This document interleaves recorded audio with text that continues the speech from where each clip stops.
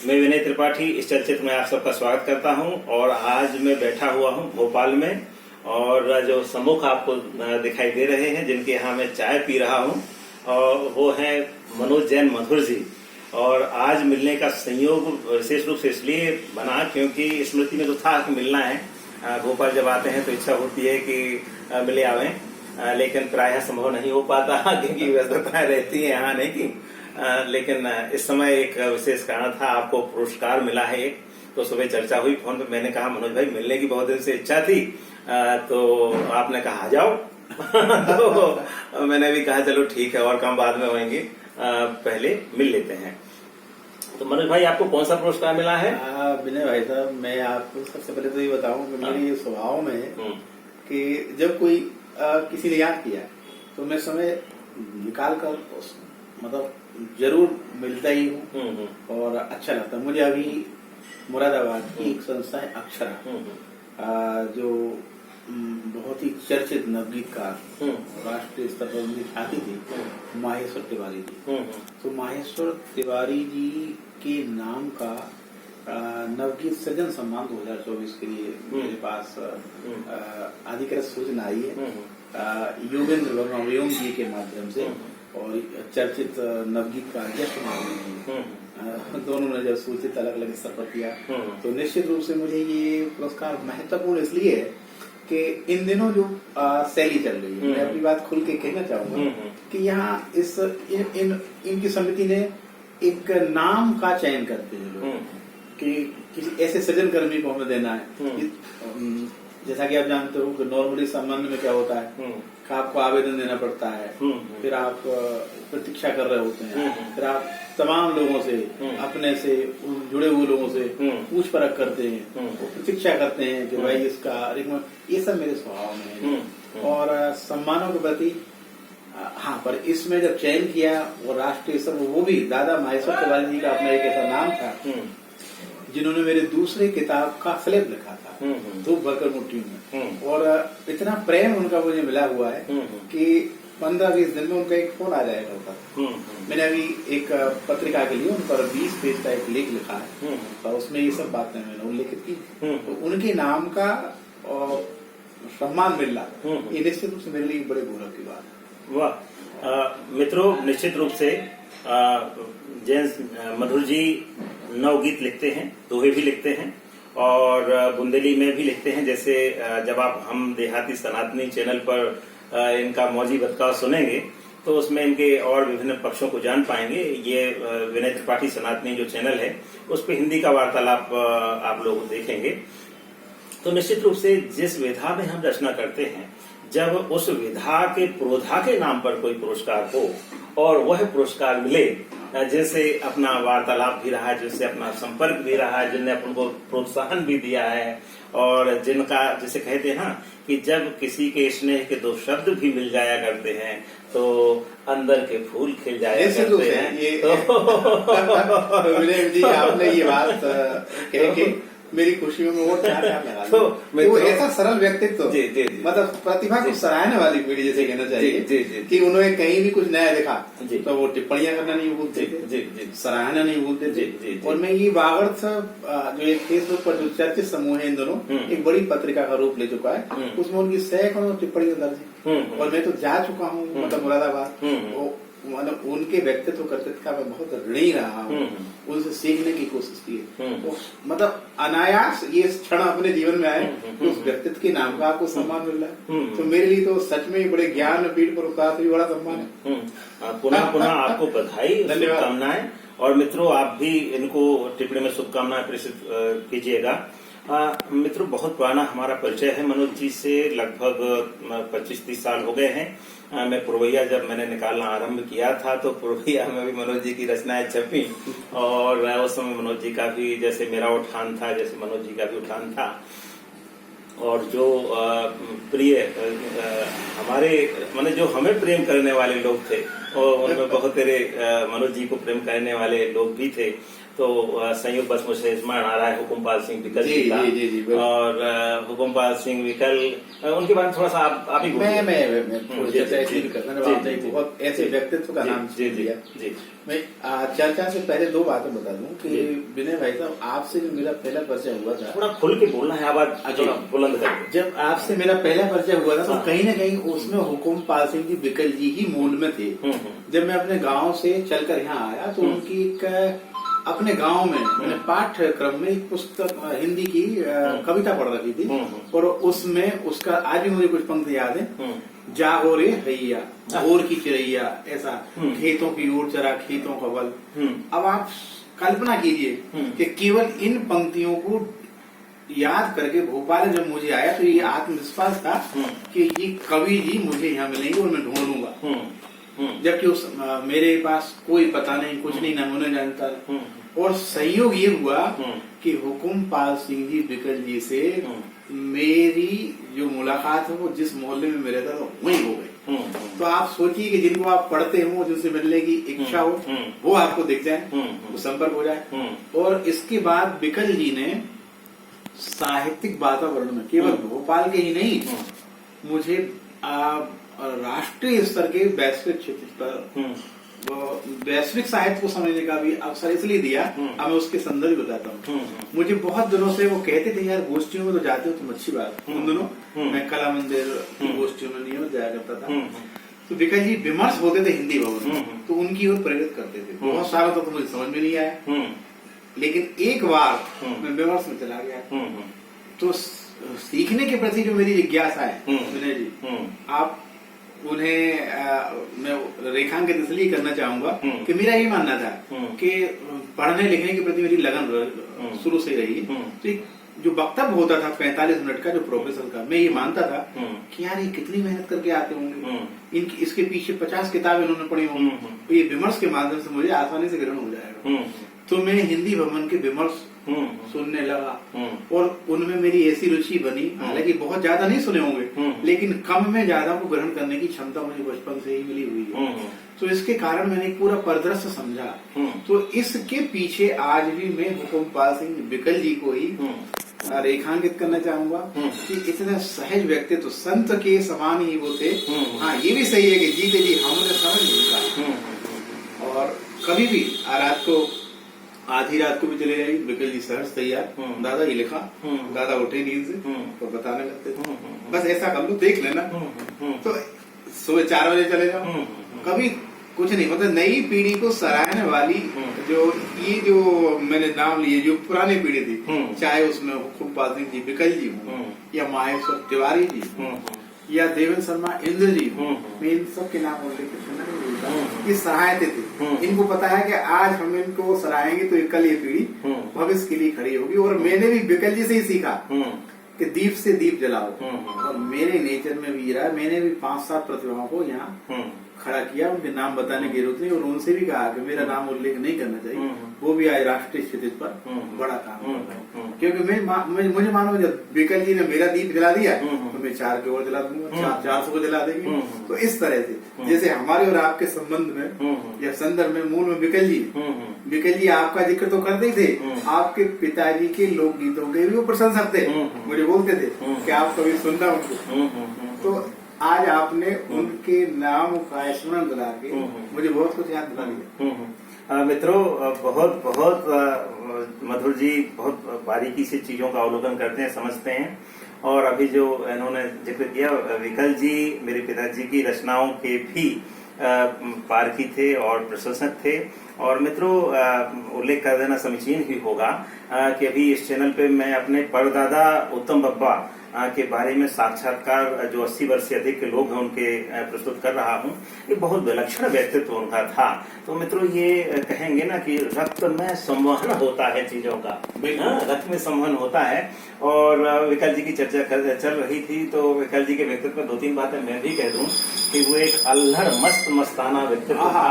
और एक कुर्ता और एक पैजामा लोग समझ नहीं सकते थे कि ये कितना अमीर आदमी है, और उसकी अमीरी के कहना क्या, जितना आर्थिक रूप से संपन्न थे वो, उसी तरह से बौद्धिक रूप से भी उनकी संपन्नता की था नहीं। एक चीज और है विनय भाई, अपना जब वार्तालाप चल रहा उनके संदर्भ में मैंने ही देखा कि वो किसी भी कार्यक्रम में जाकर के पीछे बैठ जाते थे, और यद्यपि ठीक है वो प्रतिभाशाली थे, वो पीछे से उन्हें मंच पर आगे बुला लिया जाता। तो मैंने कहा क्या दादा यार आप पीछे बैठे रहते हो? बोल नहीं, देखो हमारा काम सिर्फ सुनना है, सराहना है। बोला अगर आगे बैठेंगे तो भी हमें सराहना करना है, पीछे बैठे तो भी सराहना करना। और एक गुण था उनमें जो हम ग्रहण नहीं कर पाए। हर किसी व्यक्ति की सराहना हर आदमी की बात नहीं हो। मैं तो रचनाकार को देख करके अंदाजा लगा लूंगा क्या इसमें था है कितनी है, लेकिन वो व्यक्तित्व था नहीं लेते। उन्हें पता होता था कि आज की सराहना कल इसे सब कुछ सिखा देगी। तो ऐसे बड़े व्यक्तित्व के साथ रहकर भी हम उनको गुण नहीं दे पाए। ये आज भी कसक हमारे। हाँ बिल्कुल बिल्कुल बिल्कुल। और ये कसक अब पूरी होने वाली इसलिए नहीं है क्योंकि विकल जी संसार में नहीं है। मित्रों, एक और पक्ष उनका था, और संसार में बहुत सारे लोगों का ऐसा पक्ष होता है कि जब बीत जाते हैं, जब समय बीत जाता है, तब हमें याद आता है कि कल यह काम नहीं कर पाया, वह व्यक्ति चला गया, उससे बात नहीं कर पाए, उससे जो उसका खजाना था उस खजाने को जान नहीं पाए। तो मित्रों, समय रहते अपने समाज की विभूतियों को जानना चाहिए, समझना चाहिए, और यह समझ जो चैनल है विनय त्रिपाठी सनातनी, इस चैनल पर इस समझ का आपको प्रस्फुटन देखने को इस रूप में मिलेगा कि 80 से 75, 80, 70 वर्ष के जो लोग हैं उनकी रचनाओं का प्रस्तुतिकरण इस चैनल पे हो रहा है, तो आपने अभी सुनी, और इसके साथ साथ आगे भी होगा। मित्रों, संयोगवश प्रसंगवश मैं यह भी आपसे कह देना चाहता हूँ कि देखिए अभी जो आपका ध्यान जा रहा है यही सृष्टि का वैचित्र है कि अभी कोई व्यक्ति सादी सड़क पे, सुनसान सड़क पे जा रहा था, उसका पैर फिसल गया, वो गिर गया। तो यह ईश्वरीय जिसे कहते हैं ना कि बड़ा विचित्र है सृष्टि का विधान कि कहाँ, इसलिए जहाँ जितना समय मिलता है उतना रचनात्मक करते चलो, और लोग के कल्याण के लिए करते चलो, पर स्वार्थ के लिए उतना करते चलो। तो मित्रों, विकल जी शब्द संपदा के भी बहुत धनी थे, उन्होंने व्याकरण पर भी काम किया था। मुझे इसका पता चला था, एक बार मैं उनके घर भी गया था और मैंने जाना समझा था, लेकिन उनका जो व्याकरण वाला पक्ष है वह नहीं सामने आ पाया। और वो आप भी शायद ही पाए, क्योंकि कहते हैं ना कि एक व्यक्ति ईश्वर देता है, लेकिन उस व्यक्ति की श्रृंखला में बहुत सारे लोग नहीं देता। जैसे कहते हैं ना, कोई राजघराना 7 पीढ़ियों चल जाता है, लेकिन कोई 2 पीढ़ी ही चलता है, और किसी में केवल एक ही प्रतापी राजा हुआ करता है। तो विकल जी एक ही प्रतापी राजा, बिल्कुल ठीक है, एक ही व्यक्तित्व थे, और उनका जो अवदान है, उनकी किताब का नाम देती है आवाज नदी, और काफी चर्चा में उनकी किताब रही थी।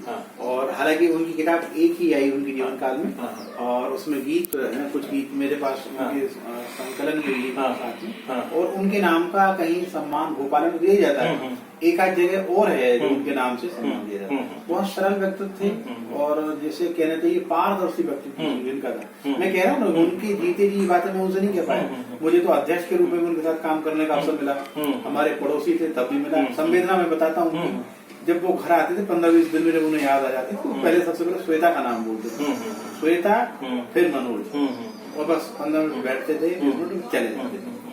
तो वो सच में बड़े पुरुष के रूप में देवता थे, इंसान के रूप में देव व्यक्तित्व था। मित्रों, संयोगवश मनोज जी, मुझे दिवाकर वर्मा जी का भी नाम याद है। आज की वार्तालाप का बिंदु ही यही हो गया कि आज की वार्तालाप का बिंदु ही यही हो गया। अब देखिए, आपने एक बार फिर से मुझे एक ऐसा व्यक्तित्व का नाम याद दिला दिया। दिवाकर वर्मा जी के संदर्भ में मैं बातें करूँ तो बहुत मतलब उल्लेखित कर सकता हूँ। मैं बताता हूँ, जैसे प्रतिभा की सराहना करने वाले एक व्यक्तित्व को हमने शामिल किया, हमने दिवाकर वर्मा जी की बात। दिवाकर वर्मा जी अपना जो कहना चाहिए जॉब करने के बाद में भोपाल शिफ्ट हुए, तो गोष्ठियों में मुलाकात हुई थी, और मैं उस समय कुंडली छंद लिखता था, और मेरी कुंडलियों में कहीं ना कहीं से ये दार्शनिक भाव या सनातनी पक्ष जिसकी पैरवी में किया करता था, वो बड़े ध्यान से सुनते थे, और उन्हें अच्छा लगता था, सराहते थे।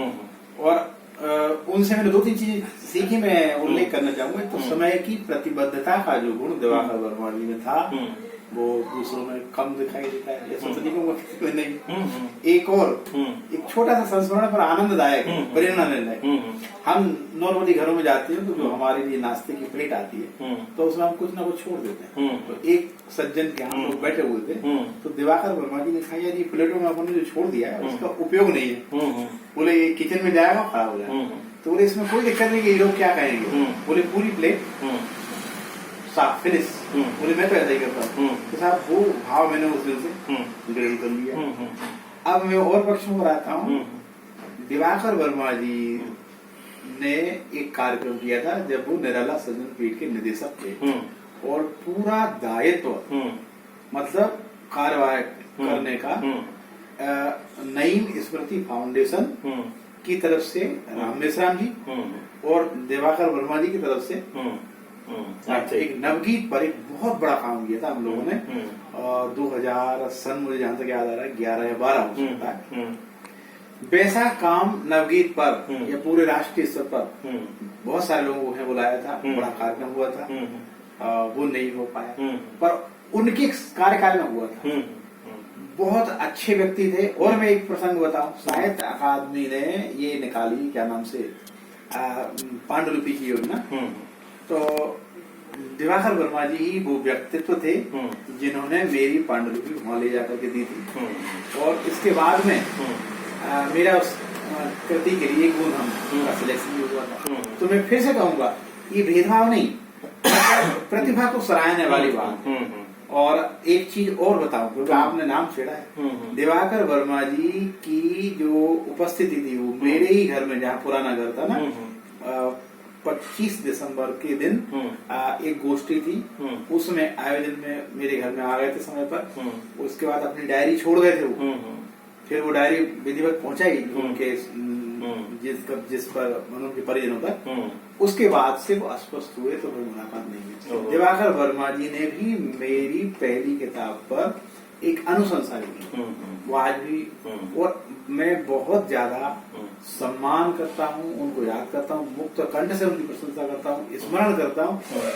वह भी हमारे लिए सराहने वाली पीढ़ियों से थे। मुझे ही नहीं, एक बड़ा साहित्यिक वातावरण वो यहाँ पैदा करके गए हैं भोपाल में। और उनके जो निराला सृजन पीठ, इससे पहले सिर्फ नाम जानते थे लेकिन सही काम जो किया वो दिवाकर वर्मा जी ने किया। और उसके बाद में उनकी जगह देवेंद्र दीपक जी आए। देवेंद्र दीपक जी ने उसको संभाला। और देवेंद्र दीपक जी का भी गीत के लिए प्रत्यक्ष और अप्रत्यक्ष एक बड़ा योगदान है। इस बात का रेखांकन बहुत सारे कम लोग करेंगे लेकिन मैं सप्रमाण ही बता सकता हूँ कि साक्षात्कार में गीतों के लिए जो जगह अपने देवेंद्र दीपक जी ने दिलाई उसके पहले मैंने नहीं देखी। मैं ये नहीं बोल रहा हूँ तो मेरा अनुभव भी कम हो सकता है।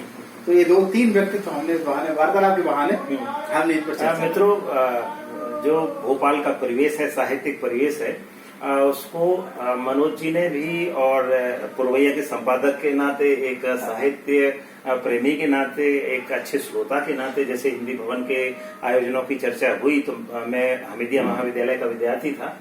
स्नातक और स्नातकोत्तर मेरी शिक्षा वही हुई है। तो 5 वर्ष का ऐसा कोई आयोजन नहीं छूटा होगा भारत भवन का, हिंदी भवन का। और उस क्षेत्र में जो बहुत मतलब आकाशवाणी के कार्यक्रम, देखो तो आकाशवाणी जाके और रिकॉर्डिंग करवाना, तो एक ऐसा वातावरण उस समय का था, साहित्यिक वातावरण भी था। और जो प्रोत्साहित करने वाले लोग थे वो निश्चित रूप से उनका योगदान हुआ ही करता है।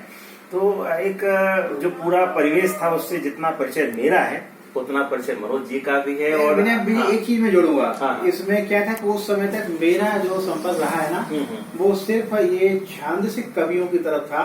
लेकिन आप समकालीन धारा से जुड़े हुए थे। मुझे याद आ रहा है कि ये उस समय मेरे पास इतनी समझ नहीं थी लेकिन अब जाकर के जब चीजें मैंने समझी तो मुझे बहुत कुछ याद आता। और बताऊं, नईम का काव्य पाठ भारत भवन में हुआ था और मैं बड़े गेट के सामने, बाहर के गेट के सामने उनकी छोटी काठी उनके पास में खड़ा होने का सौभाग्य मुझे मिला। इसके बाद में मैंने समकालीन कवियों को जाना, समकालीन लेखकों को जाना, और यह अनुभव आपके पास पहले से ही है। जी जी। अच्छा, अब मुझे लगा कि परंपरा के साथ साथ आपके पास समकाल का ज्ञान भी पूरी तरह से होना चाहिए। और मैं एक चीज और बताऊं, मैंने अक्सर छांदसिक कवियों में ये बात देखी, गीतकारों में ये बात देखी कि वो टाइप्ड होते हैं, मतलब सिर्फ अपने तरह की पोएट्री लिखेंगे। लेकिन मेरा दृष्टिकोण बाद में इसलिए बदला कि कविता के विविध आयाम हो सकते हैं। कोई जरूरी नहीं कि केवल गीत लिखा जा रहा है वही है। मुक्त कविता में भी बात आ सकती है, कथा में भी बात आ सकती है, उपन्यास में, यानी साहित्य की हर विधा अपने आप में बहुत महत्वपूर्ण है। और इस दृष्टिकोण से मैं आपकी कविताओं का भी पाठक रहा हूँ, आपके विचारों का भी पाठक रहा हूँ, और हम में पारस्परिक वार्तालाप के आधार एक चीज और उल्लेख कर दूं कि कई बार हम सहमत नहीं भी हुए, इसके बावजूद ही ना हमारा प्रेम कम हुआ, ना हमारा वैचारिक दृष्टिकोण में कहीं कोई वो खटास आई, बल्कि प्रेम दिन पर दिन बढ़ता जाता है। उदार दृष्टिकोण आपकी तरफ से भी है और यहाँ से भी। जी बिल्कुल बिल्कुल। जब दोनों तरफ से होता है दरवाजा खुला तभी दोनों तरफ आदान प्रदान भी हो सकता है। यदि एक दरवाजा बंद ही रहे और दूसरा कितना ही खुला रहे, लेकिन आदान प्रदान ऐसी स्थिति में नहीं हो सकता। मित्रों, यही हर दृष्टि से हर क्षेत्र में यही व्यावहारिक बात है। और एक मैं और उदाहरण देना चाहूंगा, अंत में आपकी बात भी समापन करेंगे। एक उदाहरण देना चाहूंगा कि जैसे अपन भोजन करते हैं, तो भोजन बहुत रूढ़ उदाहरण दे रहा हूँ कि जैसे भोजन में अनेक व्यंजन होते हैं। आप अनेक तरह की सब्जियां तो खा सकते हैं, अनेक प्रकार की रोटियां भी खा सकते हैं, अनेक प्रकार के घृत का उपयोग कर सकते हैं, लेकिन जब आप रचना धर्मिता के क्षेत्र में आते हैं तो संकुचित हो जाते हैं। तो मित्रों, यह नहीं होना चाहिए। जिस तरह से अनेक प्रकार के व्यंजन होते हैं, उनमें कलात्मकता होती है, इसी तरह से भावों के प्राकट्य के रूप में विभिन्न विधाएं, बहुत सही, मैं इसे बहुत इसी तरह से दर्शन के क्षेत्र में विभिन्न विचार, क्या बात है, सबका स्वागत, सबका आनंद और सबको अवकाश देने का आपके हृदय में स्थान होना चाहिए। विनय भाई साहब, ये जो आप चर्चा कर रहे हो ना, इस दृष्टिकोण पर आते आते देर लगी मुझे, लेकिन आज के मतलब अवसर पर जब हम वार्तालाप कर रहे हैं तो खुले मन से और खुले दृष्टिकोण से, उदारवादी दृष्टिकोण, जो कहते हैं ना वसुधैव कुटुंबकम, बहुत सारे लोगों के लिए केवल कोट वाक्य है, लेकिन मैं इस अवधारणा को जीता हूँ। इसलिए मेरा विश्व में कोई भी दुश्मन है ही नहीं, सबको मित्र, तो मैं अपना भाईचारा के रूप में सबको देखता हूँ। मित्रों, इस चर्चा में दो रचनाकारों की जो चर्चा हमने की, हुकुमपाल सिंह विकल जी और दिवाकर वर्मा जी, ये दोनों नवगीत के भी हस्ताक्षर थे और गीत तो लिखते ही थे। मित्रों, मैंने पूर्वैया में दोनों लोगों को बहुत छापा है, इनके संवाद छापे हैं और साक्षात्कार छापे हैं। और निकट का परिचय इसलिए रहा क्योंकि जिस क्षेत्र में हम निवास करते थे वहाँ ये विभूतियां प्रायः आ जाया करते थे और बैठ के संवाद होता था, इनका स्नेह और दुलार लाड़ प्यार मिलता था। देखिए, आपने निवास की बात की, दोनों विभूतियों के साथ उस क्षेत्र में जाने का, विकल जी के साथ और दिवाकर वर्मा जी के साथ, मतलब मुझे याद आता है वो आपके परिसर का जो जामुन का पेड़ है, तो रामाधीर जी के यहाँ जब मैं जाया करता था तो पता, अधीर जी उन जामुन का वो पूरी प्लेट भर लाते थे और वो बैठ के खिलाते थे। बहुत महत्वपूर्ण नाम की चर्चा हुई, अधीर जी के नाम की मैंने लेख लिखा है रामाधीर जी पर, और जो प्रकाशित हुआ है साक्षात्कार, और रामाधीर जी व्यापक चर्चा के हकदार हैं। यह